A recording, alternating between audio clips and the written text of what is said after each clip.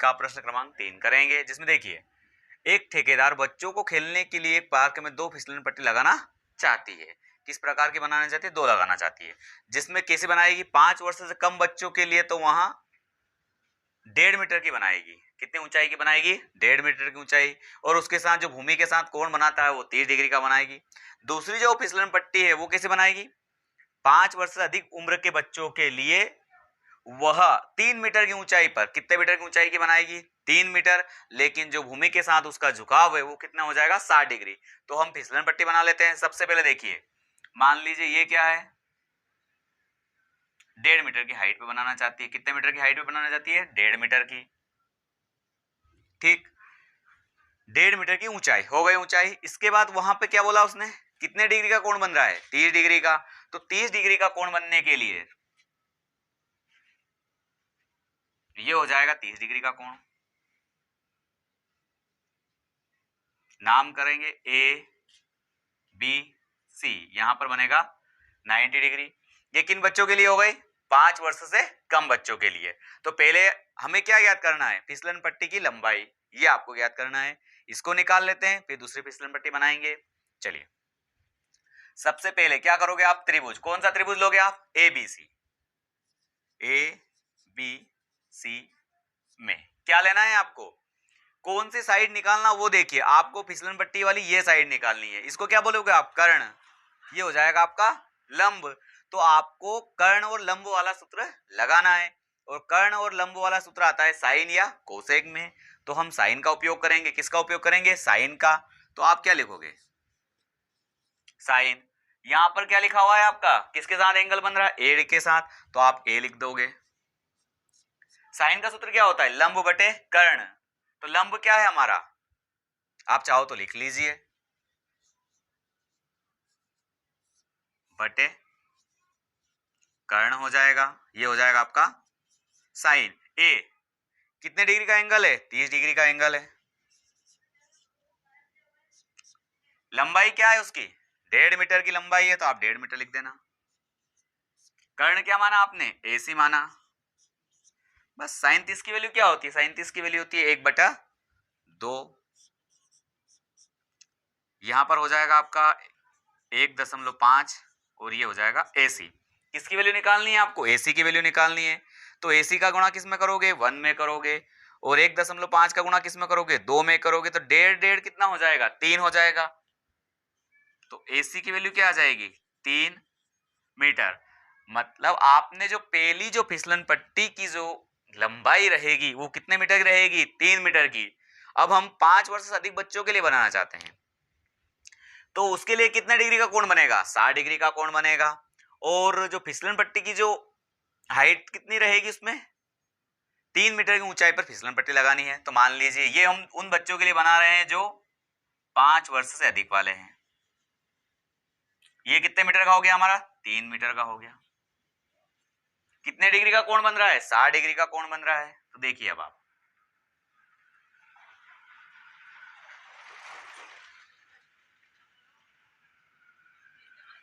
ये हो जाएगा हमारा 60 डिग्री।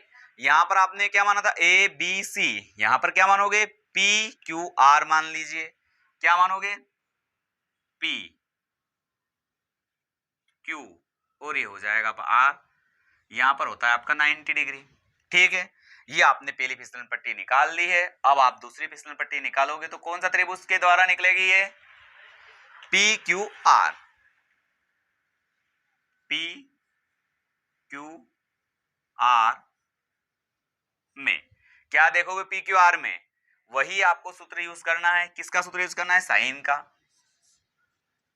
साइन का यूज करना है। लेकिन कोण किस पर बन रहा है? पी पर बन रहा है। तो आप क्या लिखोगे? साइन पी लिख दोगे।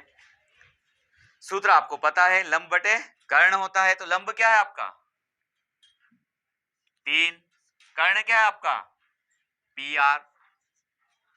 ठीक है, अब आप यहां पर साइन पी की वैल्यू क्या है आपके पास? साइन पी की वैल्यू, पी मतलब कितने डिग्री कोण बन रहा है? 60 डिग्री का। ये हो जाएगा 3। पी आर है क्या आपके पास?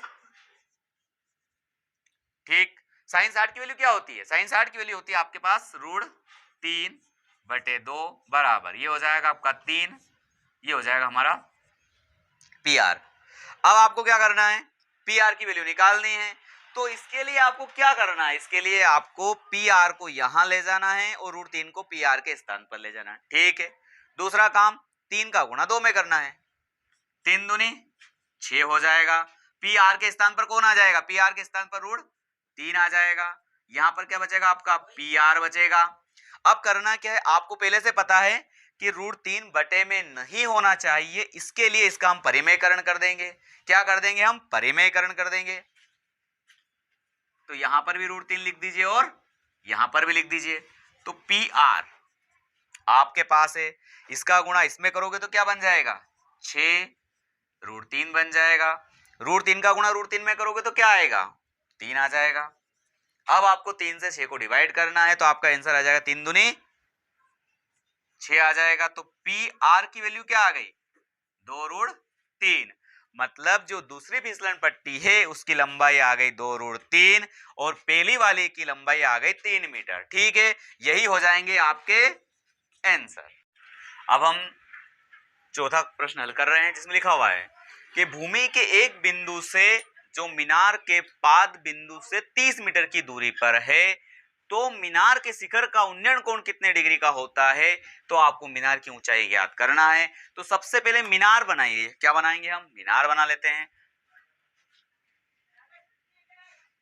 ये हो जाएगा आपका मीनार।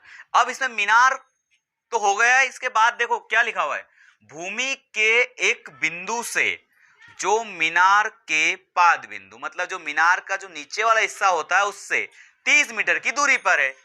कितने मीटर की दूरी पर है, 30। तो मान लीजिए उसके साथ कितने डिग्री कोण बनेगा, 30 डिग्री का।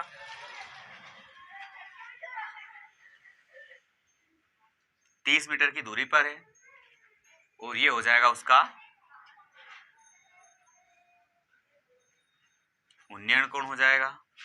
ये ए मान लीजिए, ये हो जाएगा बी, ये हो जाएगा सी। ओके, अब देखिए आप, भूमि के एक बिंदु से जो मीनार के पास बिंदु से 30 मीटर की दूरी पर है, मतलब ये डिस्टेंस कितनी है हमारे पास, 30 मीटर। तो आपको क्या बताना है, आपको यह बताना है, क्या बताना है कि ये इसकी हाइट क्या होगी।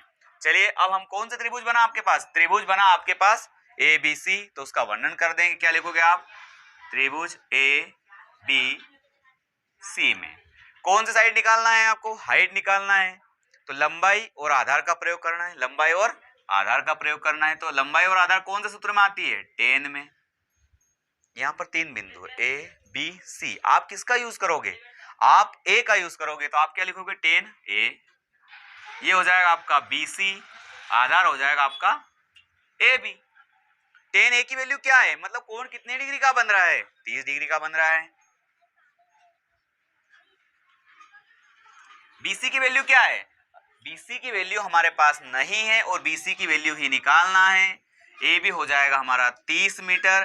टेन 30 की वैल्यू क्या होती है, टेन 30 की वैल्यू होती है 1/√3 बराबर, ये हो जाएगा बीसी बटा 30। आपको पता है किसकी वैल्यू ज्ञात करना है, आपको बीसी की वैल्यू ज्ञात करना है। तो इसके लिए क्या करोगे, 30 का गुणा 1 में कर दोगे तो क्या हो जाएगा आपका, 30 एकम बटे में हो जाएगा √3 बराबर क्या बचा यहाँ पर, बीसी। आपको एक बात पहले भी बता चुके हैं कि बटे में ऋण नहीं होना चाहिए। इसके लिए क्या करोगे आप, इसके लिए इसका परिमेयकरण कर दोगे। क्या कर दोगे आप, परिमेयकरण।